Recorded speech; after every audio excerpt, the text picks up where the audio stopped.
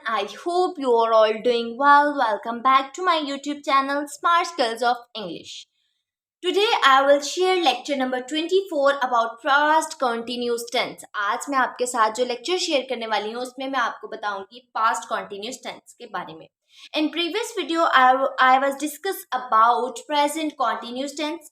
ठीक है, आज मैं आपके साथ जो डिस्कस करूंगी वो पास्ट कॉन्टिन्यूस टेंस के बारे में करूंगी. यानी पास्ट कॉन्टिन्यूस टेंस क्या होता है, इसकी पहचान क्या है, इसकी कुछ मिसालें, उसका स्ट्रक्चर और उनकी next examples. So let's start our video.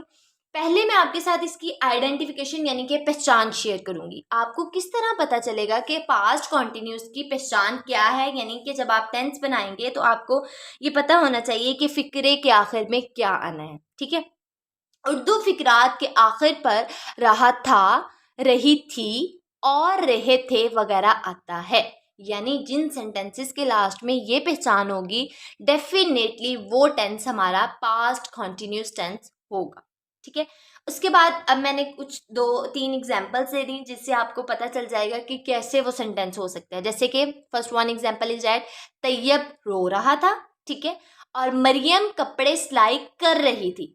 पहली चीज तो ये आपको पता है पास्ट जो है वो माजी को शो करता है, यानी कि जो काम माजी में हो चुका है. तो जो था तैयब रो रहा था, ठीक है, और मरियम कपड़े सिलाई कर रही थी, ये पास्ट में काम हो चुका है और पास्ट कॉन्टिन्यूस को ये शो कर रहा है. अब हम आगे इसका देखते हैं स्ट्रक्चर और इसकी कुछ एग्जांपल्स, जिससे आपको बिल्कुल शो हो जाएगा कि हमने पास्ट कॉन्टिन्यूस टेंस को अपने टेंसेस में ट्रांसलेट करते वक्त कौन सा तरीका यूज़ करना है, या हमने उन टेंसेस को किस तरह हमने ट्रांसलेट करना है. अब मैं आपके साथ शेयर करने वाली हूँ इसका स्ट्रक्चर, जिसमें मैं आपको बताऊंगी कि आपने अपने टेंसेस को किस तरह ट्रांसलेट करना है. सबसे पहले आपके पास होगा सब्जेक्ट. सेकंड चीज़ है आपके पास होगा वर्ब, जिसमें आपके जो हेल्पिंग वर्ब यूज होंगे वो होंगे वॉज और वर. फिर आपके साथ होगी फर्स्ट फॉर्म प्लस आईएनजी और प्लस ऑब्जेक्ट. ये है प्रेजेंट कॉन्टिन्यूस में भी हमने बाकी स्ट्रक्चर तो ऐसे ही रखा था, यानी कि first form ING plus object. लेकिन जो हमारे हेल्पिंग वर्ब थे वो थे हमारे इज एम आर. लेकिन पास्ट कॉन्टिन्यूस टेंस में हमारे पास होता है वॉज और वर. ठीक है, अब जो सिंगुलर नाउन है ना, means that he she it, और कोई सिंगुलर चीज़ें या किसी भी पर्सन का नेम, उसके साथ आपने वॉज यूज़ करना है. और जो प्लूरल चीज़ें हैं आई वी यू दे, इनके साथ आपने वर यूज़ करना है. ठीक है, ये था वाज और वर का कॉन्सेप्ट. यहाँ तक हमारा क्लियर हो गया बिल्कुल स्ट्रक्चर. अब मैं आपके साथ शेयर करूँगी इसकी कुछ एग्जाम्पल्स जो हमें बताएंगी कि हमने किस तरह ट्रांसलेट करना है अपने टेंसेस को. पहली एग्जाम्पल आपकी ये है, वो गाना गा रहा था. ठीक है, he was singing a song. ING का यूज करना है, फर्स्ट फॉर्म लगानी है, सिंगुलर चीज़ों के साथ वॉज लगाना है और प्लूरल चीज़ों के साथ आपने वर्ड लगाना है. He was singing a song. दूसरी एग्जाम्पल हमारी ये है, अहमद सो रहा था. Ahmad was sleeping. मैंने क्या लिखा, अहमद सिंगुलर था, एक नाम था, उसके साथ मैंने वॉज यूज़ किया है.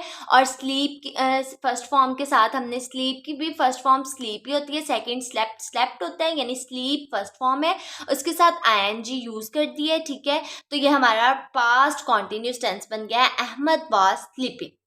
तीसरी एग्जाम्पल ये है, हम सिनेमा जा रहे थे. We were going to cinema. ठीक है, वी वर, वी के साथ हमने वर इसलिए यूज़ किया बिकॉज इट प्लूरल, और प्लूरल के साथ हमने वर यूज़ करना होता है. यहाँ तक तो थी हमारी कुछ एग्जाम्पल्स जो मैंने आपके साथ कर दी शेयर. आज का जो हमारा टॉपिक था उसमें मैंने आपको बताया पास्ट कॉन्टिन्यूस के सिंपल सेंटेंसेस के बारे में, उसके आइडेंटिफिकेशन के बारे में, उसके कुछ एग्जाम्पल्स और उसका स्ट्रक्चर, यानी कि पास्ट कॉन्टिन्यूस टेंसेस को आप इंग्लिश में किस तरह ट्रांसलेट कर सकते हैं. सो बेसिकली डियर स्टूडेंट्स, ये था आज का हमारा lecture number 24 about past continuous tense. I hope आपको टेंसेस बहुत अच्छे से समझ आ रहे होंगे.